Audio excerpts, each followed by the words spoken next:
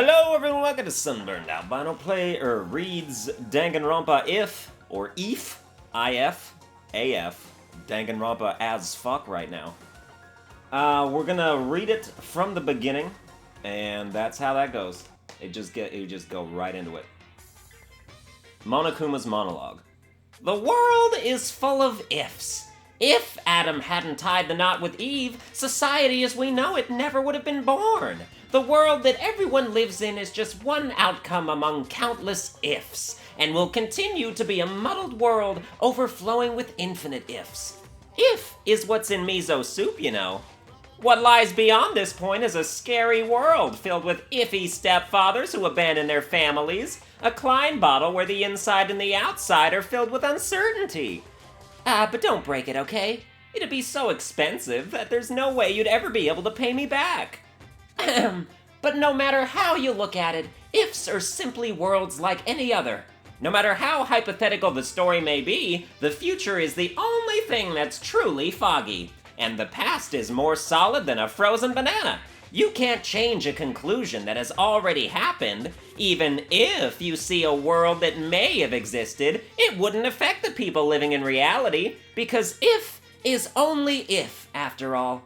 Even if a parallel world exists, where a particular if actually happened, humans cannot cross the boundaries between worlds that easily. No matter how far if goes, it will always be a what-if scenario. Do you really want to see that? You've got some sick interests. Don't you think that's an insult to Makoto and the others after the tragedy they overcame? Though as far as I'm concerned, I'll still insult them. If you're gonna look at if, I think it's better if you view the outside of the Klein bottle first. It might even be better if you view the ending of a video game called Danganronpa Trigger Happy Havoc. Try to play it multiple times, and spend your free time with Junko Enoshima at least 3 times too. It may be ideal if you can collect all the items in movies too. But if you guys have come this far, I'm sure you've already done all that. Still, I'd buy the game if I were you. I'd actually buy at least 2 copies if I were you. The curtain lowers.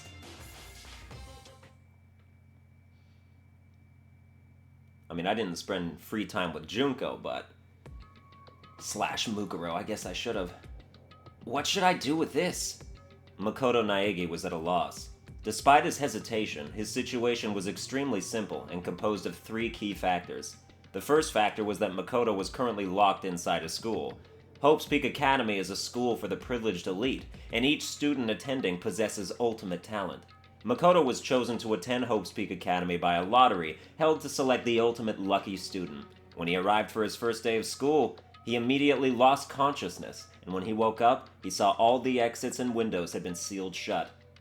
The next factor was Monokuma, a mysterious robot bear being operated by the mastermind, and the announcement he made to all the students. "You'll all be living your whole life in this academy," he declared.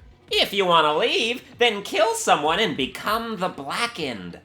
This strange remote-controlled robot was telling Makoto and his fellow Ultimates to start killing each other in exchange for their freedom. They learned that more than one Monokuma exists, and that each one contains a bomb to prevent anyone from attacking them. On top of that, Monokuma announced that anyone who attempted to harm him would receive punishment. The third and final factor was the red button that Makoto was currently holding in his hand. The words "escape button" were crudely written on this button in marker. And though the first 2 factors were certainly causes for panic, Makoto only seemed at a loss over the third. During his free time, Makoto noticed that the school store was open, and his curiosity got the better of him. He was overwhelmed by the disjointed atmosphere upon entering, but his attention soon focused on a strange vending machine. The words "Mono Mono Machine" were written on it, and it seemed to accept the strange bear-patterned coins they sometimes found inside the school. It seemed like a bad idea, but Makoto thought there might be a chance that this machine could dispense some way of escaping the school. And so, he inserted the only coin he had into the coin slot. And the result was the escape button mentioned earlier. There's a limit to how much you can tease us. Maybe the mastermind who trapped us in here is making a cruel joke.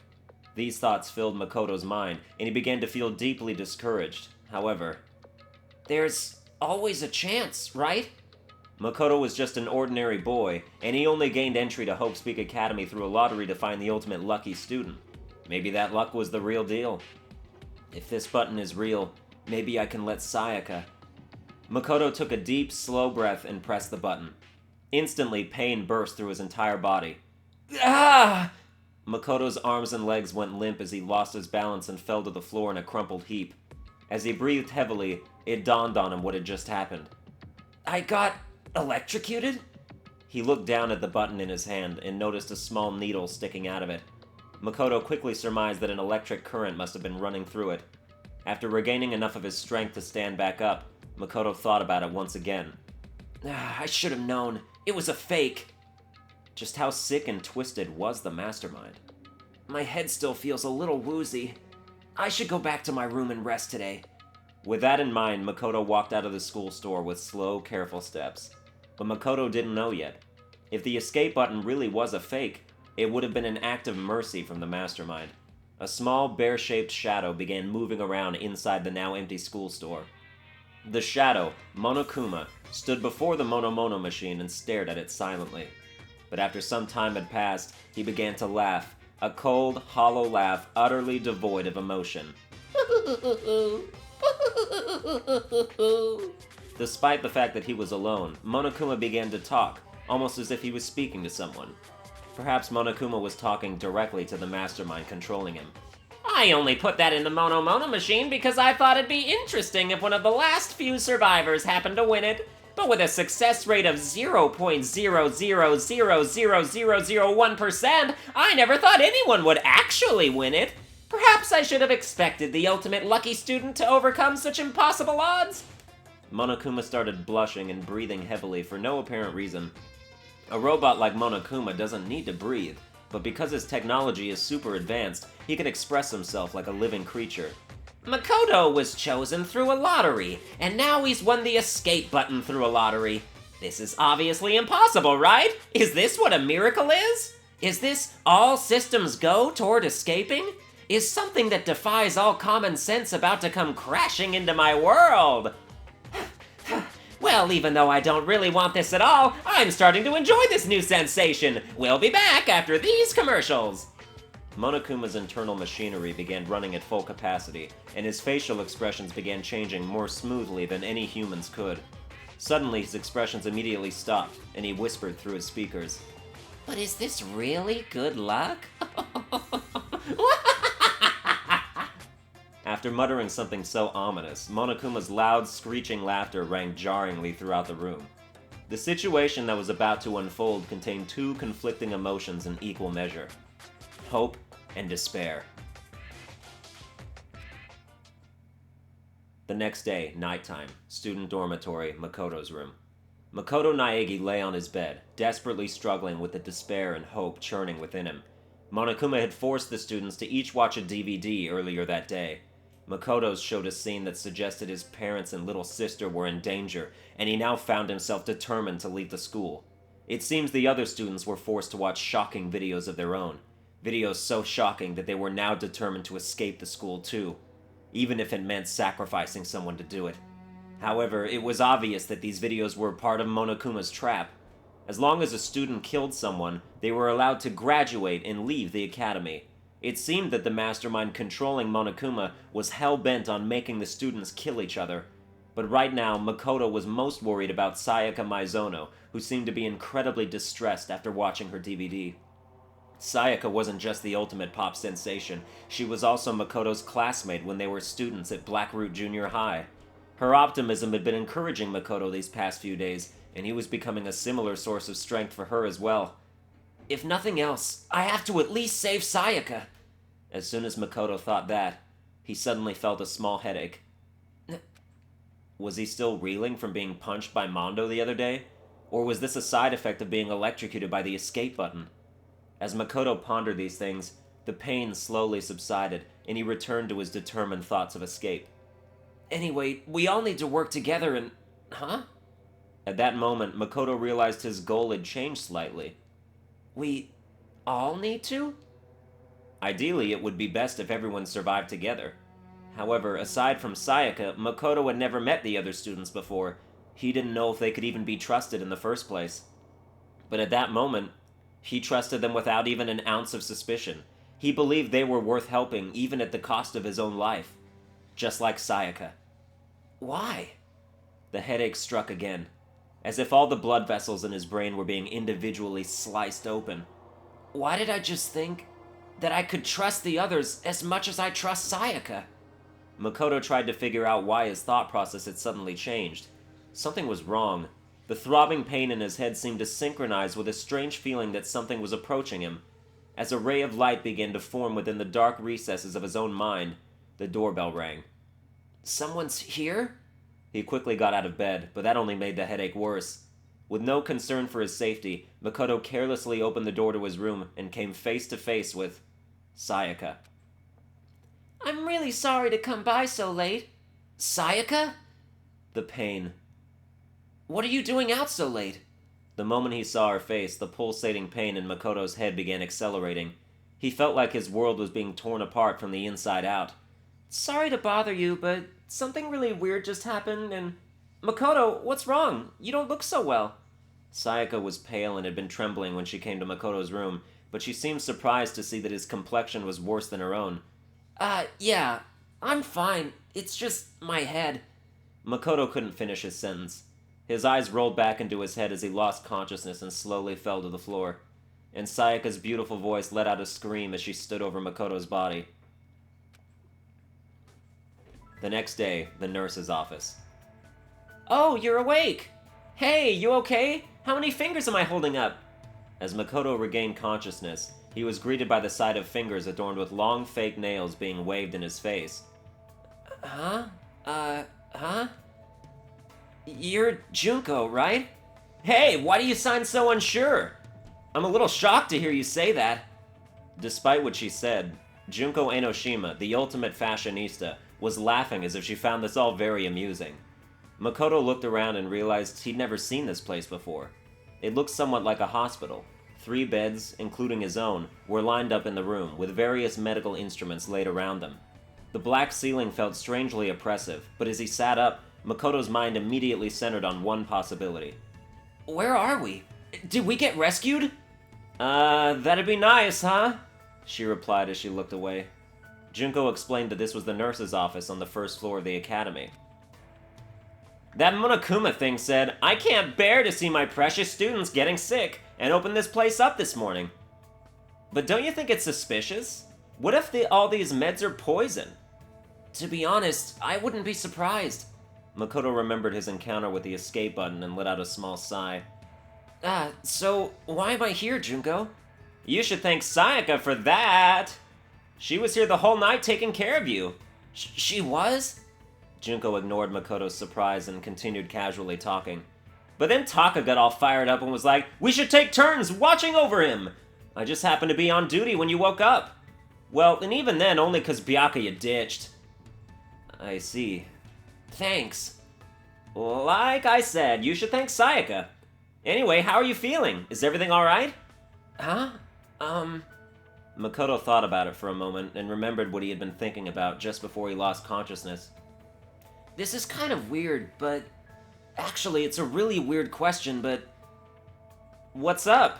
Junko, we've never met each other before, right? Upon hearing this, Junko's eyes widened, but a few seconds later she began to laugh. Huh? Are you for real? That pickup line is like so totally played out, you know? Even though she was grinning, a serious look came over her face. Just so you know, you shouldn't expect anything like that from me. I know I look this way, but I take my virtue pretty seriously. No, I mean, I never expected... Well, that's what I figured. It's obvious that you're a total omega male anyway. Makoto and Junko continued to talk to one another. Although he wondered why Junko was talking to him instead of leaving to get the others, Makoto didn't question it. He just wanted to talk to someone. Anyone. As long as he interacted with his fellow students, he believed he would learn the truth about what was going on inside his head. 10 minutes later. Junko mostly talked about alpha males and omega males, her time being homeless, and about her past and her dreams for the future. The last topic was a lot heavier than the previous ones, but Makoto's calm demeanor seemed to cheer her up. She smiled sincerely and said softly, Thanks, Makoto. Maybe it was a sign of gratitude for listening to her troubles, but she kept that same smile as she blurted out something horrifying. In return, I promise that if I do decide to kill someone, it won't be you. Don't say scary stuff like that. At least that's what Makoto thought, but the words that came out of his mouth expressed a different sentiment. I see. Thanks. But I wouldn't want you to become the Blackened in the first place. For some reason, Makoto felt like the murderous words that came out of Junko's mouth seemed like a natural thing for her to say. She seemed very surprised by Makoto's response and quickly blurted out, Huh? Are you serious? I was just kidding. Huh? Oh yeah, of course. Sorry for acting so weird. No worries. Let's just chalk this up to you being woozy from your recovery. She returned to her usual bubbly self, let out a big stretch, and turned to Makoto. I'm gonna get going now. Make sure you don't get killed before the next person arrives. After seeing her off, Makoto laid back down in the bed and started thinking to himself, What is this strange feeling? His dull headache continued as his thoughts began to blur. I was just talking to Junko, but I feel like I was talking to someone else. Who is she? The more he thought, the more it felt like his memories were sinking into a thick swamp. Each throb of pain pulsing in his head felt like a wave on the surface of that swamp. What is this feeling? It felt very unpleasant, as though someone's voice was screaming at him from inside his head. Makoto tried to organize his thoughts and go over everything that had happened to him, but he was interrupted by the sound of a bell. Unlike the dorm rooms, the nurse's office didn't have a doorbell. The bell sound that Makoto heard was ringing throughout the entire building. Ahem, ahem. Testing, testing. Mic check, 1, 2. This is a test of the school broadcast system. It was Monokuma's voice. Now that Makoto is finally woken up, please assemble at the gym. Makoto listened to Monokuma's heartless order and got out of bed without complaining. I have to go. He walked one step at a time, in accordance with the rhythm of his throbbing headache. Slowly he walked forward, not knowing if where he was headed was heaven or hell. The gym. Makoto, are you alright? Sayaka ran over to Makoto as soon as he entered the gym. Yeah, thanks. Sorry about yesterday. I guess I really worried you. Please, don't apologize. I'm sorry too. I barged into your room when you weren't feeling well. Now that you mention it, said Makoto, what happened yesterday? Sayaka looked away for a brief moment, but immediately turned back, smiled her pop sensation smile, and shook her head. It's nothing. I'll tell you some other time. Huh? While they were talking, Kiyotaka Ishimaru, the ultimate moral compass, stepped forward, pointing an accusatory finger at Makoto. You're late, Makoto! Explain why you were tardy!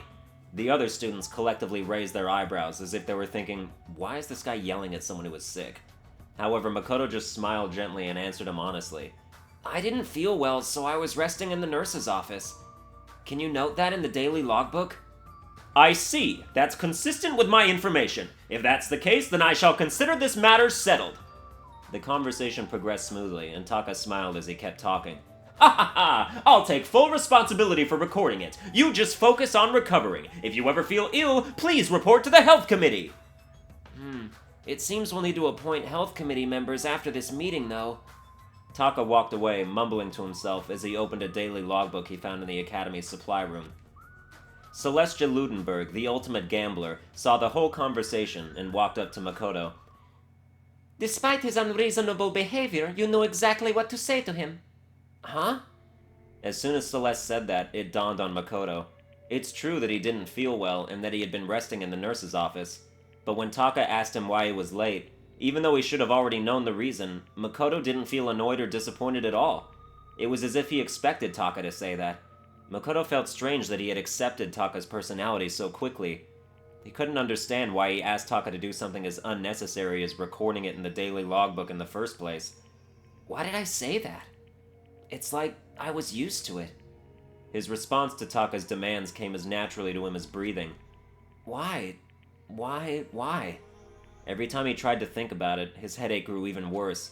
As Makoto struggled to think through the pain of his headaches, a black and white stuffed animal jumped out from behind the gym's podium and began twirling around as it spoke in a cheerful voice.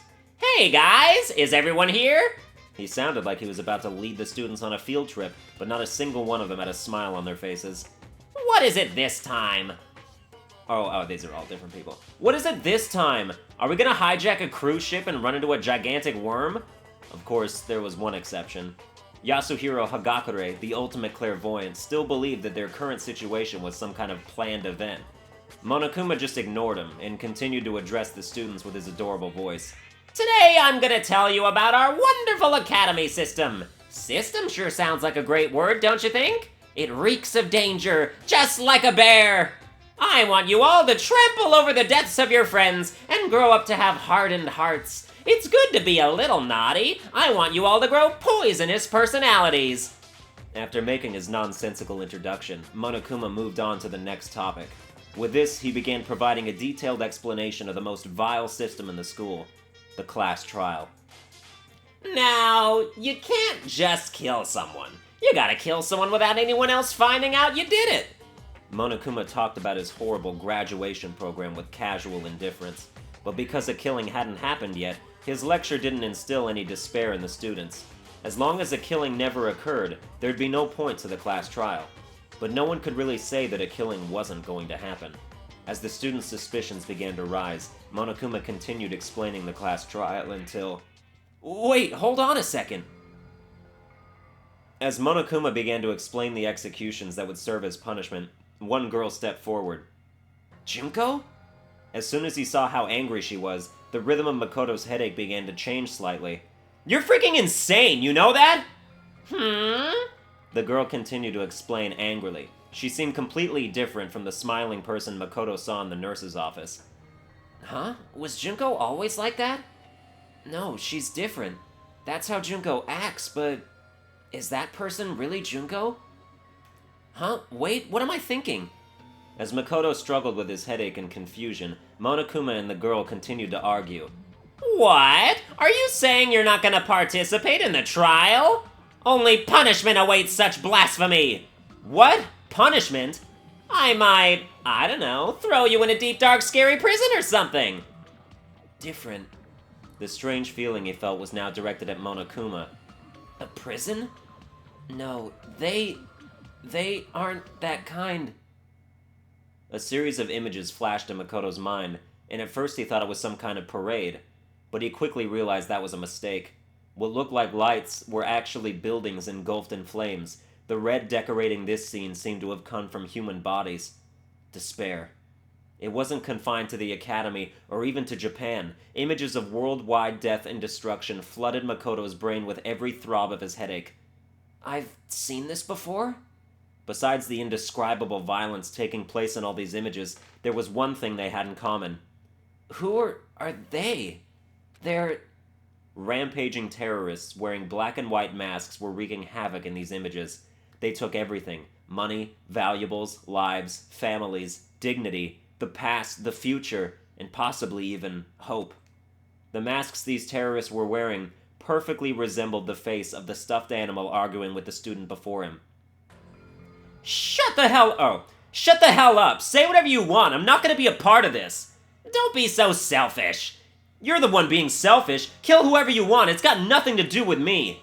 The evil standing here before me, I'm trembling with fear. But I won't give in to such evil. It's my style to stick it out and resist till the very end. If you really want to get out of here, you'll have to go through me first. Monokuma swung his arms wildly as he charged at the girl with waddling steps, but the girl stomped on the self-proclaimed headmaster of the academy with ease. Yeah. Are you enjoying yourself now? Pinned beneath the girl's foot, Monokuma looked up into the girl's cold eyes and calmly asked, Are you? Huh? Violence against Headmaster Monokuma is not allowed! You violated a school regulation! At that moment, a chill ran down Makoto's spine. She's going to get killed. Monokuma's words sounded very threatening to him. It wasn't a prediction or a guess. It was as if he knew the danger Monokuma posed from the start. If this continues, Junko's going to... His mind still didn't fully grasp the situation unfolding in front of him. By the time he realized he was about to remember something, he was already running forward. Junko! The impact of his feet combined with the rhythm of his headache, sending his brain and heart into a panic. No, she's different. She's... I invoke the mighty summon spell! Help! To me, godly spear Gungnir! Monokuma wiggled beneath the girl's foot and let out a scream. At that exact moment, Makoto charged at her and screamed out, "Mukuro, watch out!" Huh? The girl dressed as Junko Enoshima widened her eyes in shock. As if to evade the charging Makoto, she jumped back with agility unheard of in a teenage high school girl. And then, right at that moment, countless spears pierced the spot where she had been standing just a split second ago. All the students, including the girl, stared wide-eyed at this sudden turn of events. Spears, too many of them to count, had shot out with blinding speed from mechanisms installed in the floor and walls of the gym. However, Makoto was unable to notice this. Huh? Why did I call Junko Mukuro? Mukuro? As that thought entered his mind, a sharp, sudden impact struck his side, followed by an intense, deathly pain that ran down his spine and spread throughout his entire body. The spear stabbed into his side, instantly tore his flesh to shreds, and shot out his back, coated in blood and other bodily fluids. At that moment, the black fog that had engulfed Makoto's mind was consumed by death itself. And as his consciousness slowly faded, he remembered everything. Because of the electric jolt and the chemical compound from the escape button, because of that button that he had found by chance, Makoto Naegi managed to escape. He escaped this hopeless game, where he and his fellow students had their memories stolen and were forced to kill each other. Of course, that escape is also what led him to this current life-or-death predicament. In the end, perhaps he only escaped from one despair to fall into another. But at the same time, his actions had unintended consequences for one person. The girl living a false identity as her beloved little sister, Junko Enoshima. Mukuro Ikusaba, the ultimate soldier and a member of Ultimate Despair. Her past, her future, perhaps even her hope itself, are on the path to despair. And so the curtain falls on Makoto's story for now. From this point, this story is about a certain girl, a girl who's more pitiful than anyone else in this sealed-off academy. A new curtain, along with new despair, shall now rise. Huh? Time had certainly stopped for Mukuro Ikusaba. It was as if everything around her had frozen perfectly still. In the past, she was known as the Ultimate Soldier. She had experienced this feeling before, during her time with the mercenary group, Fenrir. In situations where she was surrounded by a hopeless number of enemies within the jungle or in a desert ruin, the charging enemies seemed as though they were frozen in time, which allowed her to claim a decisive victory in all her battles. But this wasn't a battlefield, so why did this familiar sensation activate once again? In order to understand what had happened, Mukuro slowly tried to assess the current situation from within this frozen world. Junko and Mukuro are both children of despair, but Junko Enoshima, the true ultimate despair, harbors a far deeper darkness within her. Though their last names are different, Mukuro is Junko's older sister, connected by the bonds of blood. She cooperated with Junko's hopeless plan and impersonated her under the pretense of participating in the killing game alongside her classmates. According to the plan, Mukuro was supposed to oppose Monokuma, who her sister was controlling, and be locked in the dungeon as punishment. Isolated from the others, she would then escape the dungeon and perform various acts intended to deprive the students of hope. That was the role she had been assigned. When Makoto succumbed to his headache, Junko ordered her to see if the shock had caused him to remember anything that could make him a liability. He woke up as she was tending to him, so she made small talk with him, but she didn't notice any change in his behavior. Until this point, she was certain that there shouldn't be any problems. Nothing could possibly go wrong. She stomped on Monokuma like her sister ordered her to do, and flawlessly spoke the lines she was taught to memorize. Afterwards, she would fall through a trapdoor into the dungeon, and remain isolated from the other students. That was her role. She hadn't done anything wrong. There were no problems. There were no problems. She repeated that to herself over and over like a silent prayer. But in that frozen moment in time, what she saw was not a trapdoor, but countless spears. One of them had skewered Makoto through his side. Why? Makoto? Why are there spears? Gungnir? I would have died if I hadn't moved. Did Junko mess up the plan? No, Junko would never mess up. Was she trying to kill me? Me? Makoto saved me? Why? Why did he say my name? Did his memories come back? Did I not realize that? Did I make a mistake? Is that why Junko got angry? Is this punishment? Is it my fault? Junko tried to kill me. Kill me. Kill me. kill me. Slowly, time came back to her world. Mukuro could feel her face turning pale as she slowly looked toward Makoto. The students' screams rang throughout the gym. Sayaka was probably the first one to scream. But who screamed first didn't matter to Mukuro. Makoto, why? Makoto was the ultimate lucky student. He had been her classmate for the past 2 years, and now he was a sacrifice to despair. Not long ago, he had given her an answer of sorts during their conversation in the nurse's office. He was just a pawn in the plan her sister had devised. But now, a feeling of doubt began forming in Mukuro's mind. What did I want from Makoto? As her heart churned restlessly, she continued to think. In return, I promise that if I do decide to kill someone, it won't be you. Was I impersonating Junko then? Or did I really mean that? When did I start feeling this doubt? Just now, the moment he saved me? Or when we spoke in the nurse's office earlier? Or when I first confronted him about this killing game before his memories returned? Or was it before even that?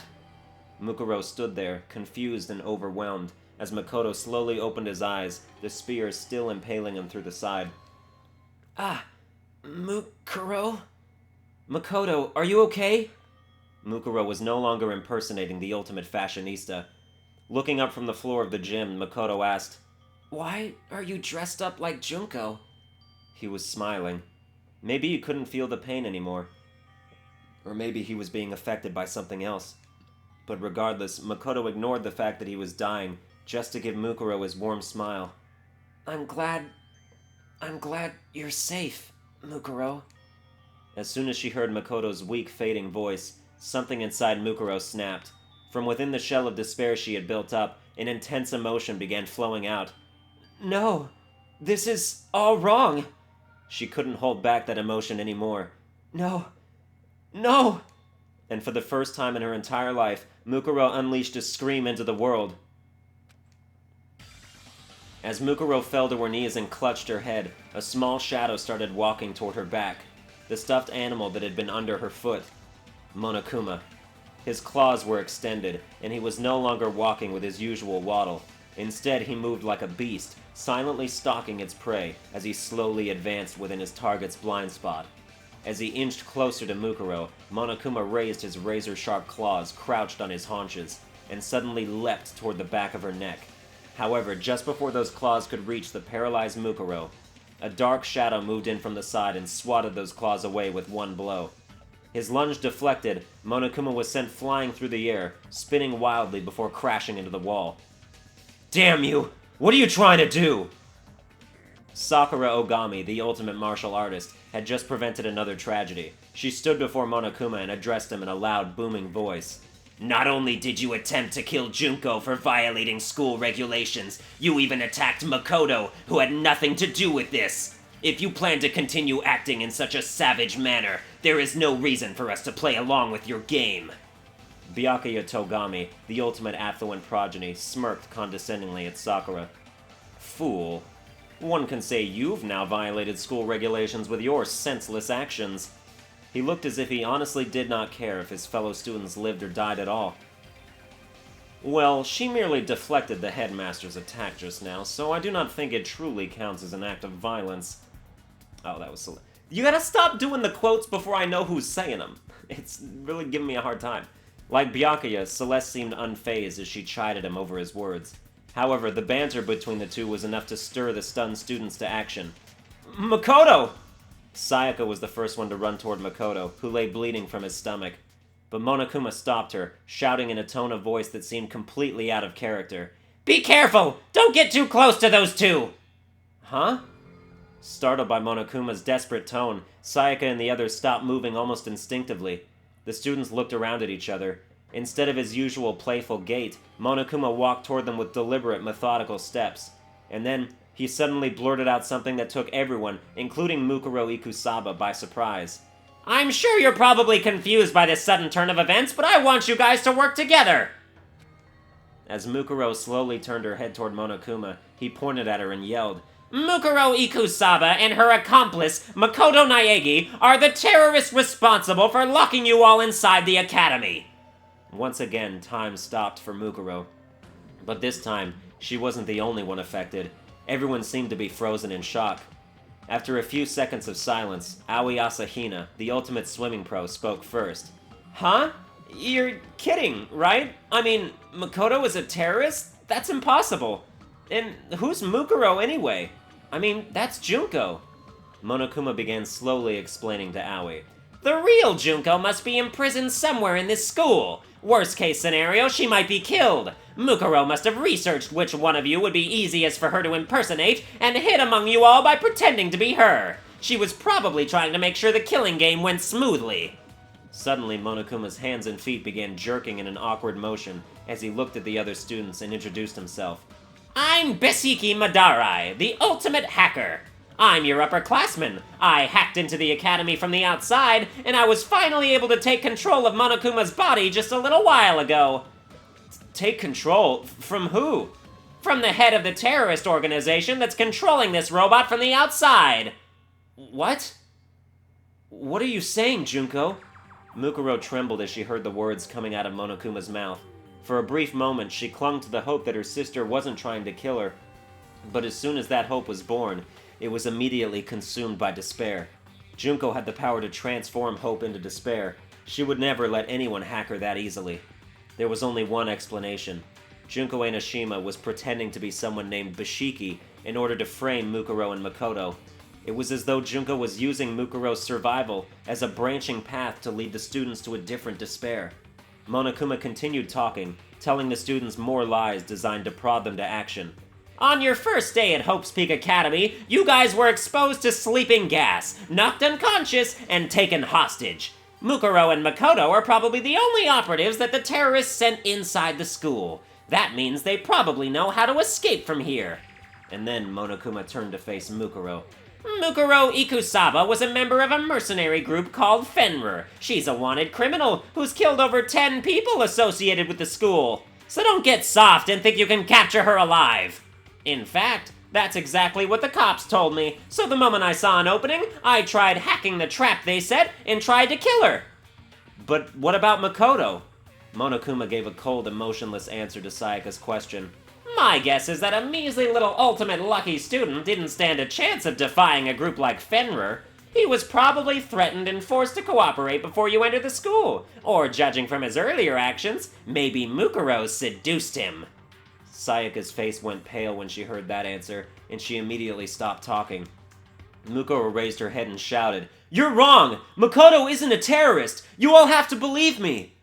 The whole gym fell silent, and then, as if he was speaking for everyone there, Taka stepped forward and nervously asked, Hold on, what do you mean Makoto isn't a terrorist? It sounds like you're saying that there's no doubt that you, in fact, are a terrorist. I ask that you correct yourself at once and say, we are not terrorists! Celeste began expressing her own doubts as well. It is strange. Does it not seem odd that she is so protective of someone we all just met a few days ago? Mukuro stood in silence. The other students' faces began to fill with suspicion and doubt as they realized they weren't looking at the real Junko Enoshima. Byakuya pushed up his glass, and began coldly pointing out what seemed out of place to him. I heard that fool Makoto, or whatever his name is, call you Mukuro instead of Junko. How would Makoto know that your name is really Mukuro if he just met you not that long ago? That's... I've also heard of Fenrir, continued Byakuya. As I recall, its members have a tattoo somewhere on their body. Instinctively, Byakuya's words put Mukuro into a calm state of mind. In hostile situations, her defensive reflexes as the ultimate soldier often manifested themselves. Mukuro's tattoo was on the back of her right hand. She wondered how she could hide this from the other students without also calling attention to it. But in the end, this concern was in vain. If the police's records are true, she should have a tattoo on the back of her right hand. As Monokuma freely divulged that information... Oh, that was... okay. All right, cried Taka, his voice filled with enthusiasm. Show us the back of your right hand and prove your innocence! Monokuma dispensed another unnecessary remark. Make sure you look real close! She might have covered it up with foundation! Junko had ordered Mukuro to hide her tattoo with foundation, so Monokuma's information was entirely true. There was nothing Mukuro could do except stay quiet. However, she wasn't staying quiet because her identity was about to be exposed. She was struck by the realization that her sister was completely serious about pinning this on her. "Why the hesitation?" shouted the foolishly honest Taka. "As my classmate, I have complete faith in you!" From behind him, Hifumi Yamada, the ultimate fanfic creator, murmured to himself as cold sweat ran down his cheeks. "Well, look at that. I guess this is what they call a checkmate, huh? Why don't you just fess up already, you fucking bastard?"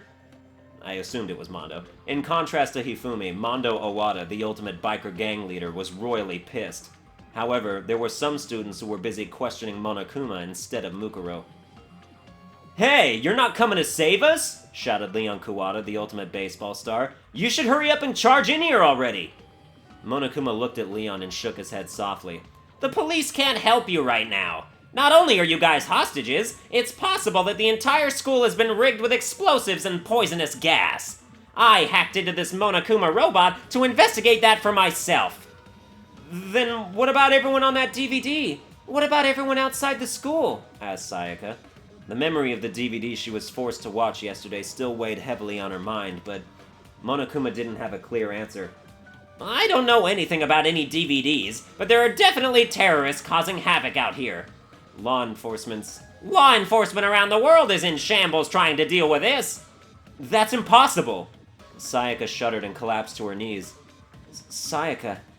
Next to her, Chihiro Fujisaki, the ultimate programmer, was unsure about what she should do.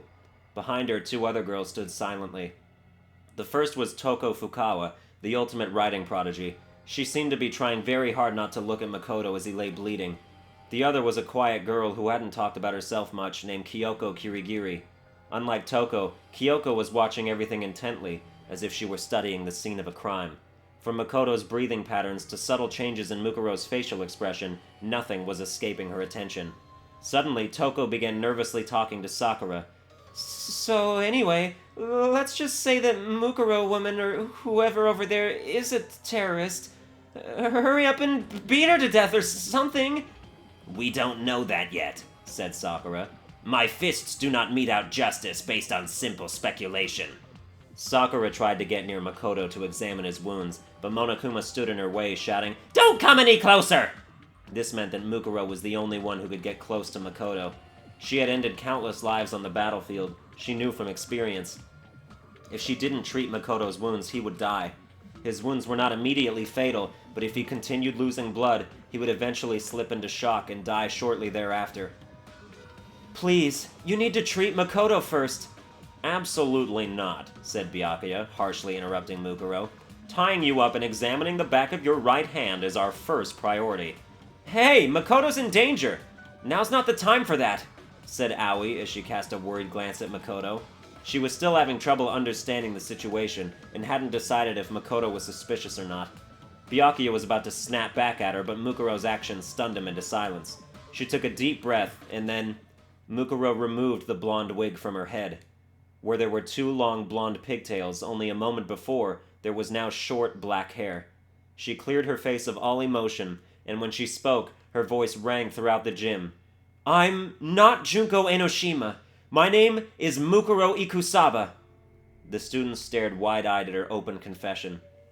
All she did was remove her wig and clear her emotions, but in doing so, the person the students had recognized as Junko Enoshima vanished from their sight. The terrorist that had taken her place continued to speak in a calm, stoic tone. "I helped lock everyone inside this academy. The confession on a seaside cliff moment has finally arrived," Hifumi blurted out. Wigs are against school regulations, Junko! I mean, Mukuro!" shouted Taka. As if stirred by their cries of excitement, the other students began clamoring among themselves. "Huh?" said Yasuhiro. "So Makoto's wounds are, real? Does that mean that stuff about terrorists and whatever is all real too? So everything that's happened these past few days wasn't a bunch of staged events?" As the reality of the situation began dawning on Yasuhiro, all Leon could say to him was, "Shut the hell up!" Byakuya just remained calm and addressed Mukuro in a condescending manner. "What does your group want? If you were after money, you would have already tried to negotiate with me. Of course, I'd rather let them die than surrender to your ransom demands." "Our purpose is to fill the world with despair. Byakuya scoffed at this notion and began to speak once again. I see. Monokuma said something similar, so that ideology is what fuels your terrorism. It's true, if you did anything to me, you would certainly fill the world with despair, but obviously that would be impossible for you. Aoi couldn't believe what Byakuya was saying and frowned as she muttered, How self-centered can you be?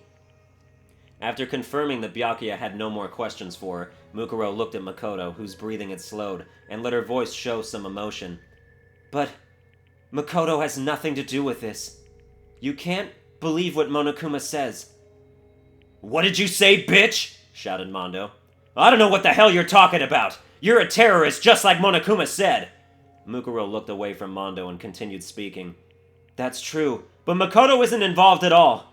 Celeste coldly brushed her objection aside. I do not think trying to protect him will do you any good. After all, we all heard Makoto call you by your real name. That's... She had no words. There was nothing she could say to protect Makoto, even though Makoto was truly innocent. Though Mukuro was the ultimate soldier, her powers were largely limited to battle. Even a normal high school student could outwit her when it comes to debate and negotiation. If she were the ultimate negotiator, she might be able to convince them that their memories had really been erased. But in her current situation, if she tried to bring out their memory loss, they would think it was a desperate excuse. Even Mukuro knew that. But even if she didn't know what to say, she still knew what to do. Right now, we need to treat Makoto first! And then she started walking toward Makoto as if nothing had happened. To the others, it seemed like Mukuro had decided to abruptly change the subject. Hold it. We will immediately take Makoto to the nurse's office for treatment. However, we must tie you up. This was Sakura's honest demand. But there was no way Mukuro could accept it. If she was separated from Makoto, there'd be no telling what Monokuma would do to him. And between Mondo's hot temper and Byakuya's cold heart, Makoto could easily sustain further injuries under the pretense of interrogation. Furthermore, among these students, Mukuro knew she was the only one who had experience treating wounds due to her time with Fenrir. After mulling that over, she narrowed her eyes and went silent. Her mind was made up. She was determined to fight her way out of here and escape with Makoto. I apologize, but I need you to fall asleep right now. As she said that, Sakura instantly positioned herself behind Mukuro. She was completely within her blind spot. To a normal person, it would have seemed like Sakura had suddenly vanished. After moving faster than any human being could see, Sakura's equally fast hands launched a blow toward the back of Mukuro's neck. However, Sorry, Sakura, but I need to get out of here. Mukuro parried Sakura's fist with a spinning roundhouse kick. Yeah. Sakura raised an eyebrow at the unexpected counterattack. Mukuro tried to use the momentum of her kick to sweep Sakura's feet out from under her. However, Sakura dodged and instinctively struck back against Mukuro's pivot leg. But Mukuro was faster and jumped up, aiming a tornado kick at Sakura's chin. Sakura deflected the attack with one arm, then both combatants leaped backward, glared, and charged simultaneously. Every blow they dealt was parried and countered by the other, and though they were both unarmed, the sound of their battle echoed throughout the gym. It was like a typhoon had been compressed to the size of a car and set loose inside the gym. The other students were powerless to stop them. All they could do was stare at the breathtaking dance of death unfolding before them. After 10 minutes had passed, the enormous sound of one final impact rang throughout the gym. The two warriors leaped back once again and breathed heavily as they stared each other down. My mistake. Though it's only been a few days, I cannot believe I did not notice such an impressive fighter was hiding among us. In addition to the surprise Sakura felt, it was as if the battle had left her energized. Mukuro, on the other hand, looked down at her arm, confirmed it had been wounded during the battle, and thought to herself, She's strong. I don't think Sakura is even taking this seriously right now.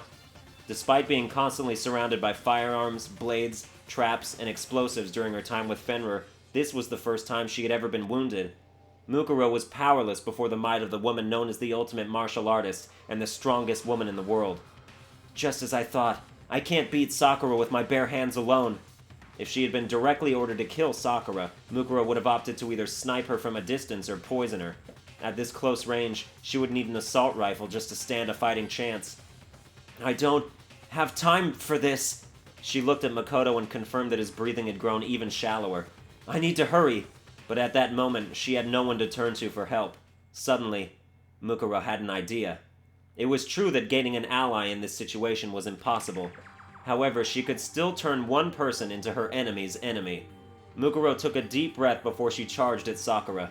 Then she immediately fainted and charged at a different girl, Toko, who had been cowering in fear from the battle between Sakura and Mukuro in the corner of the gym.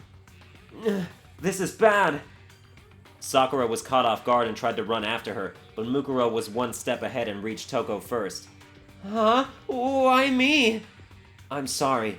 Wait, hold on. Mukuro jabbed Toko in her solar plexus, and she fell into her arms. Taka and Aoi yelled out in shock.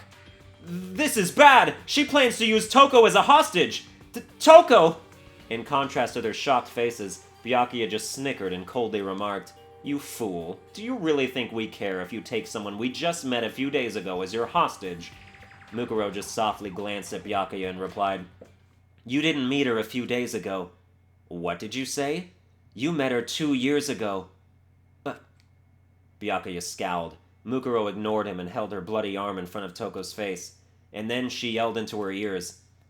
Wake up, Genocide Jack! Huh? It seemed so random and out of place. Why would Mukuro mention the name of a notorious serial killer right now? The students looked at each other with confusion when suddenly, Toko, who had been groaning in pain, suddenly kicked off of the floor of the gym with renewed vigor. She leaped into the air much higher than any normal human should have been able to.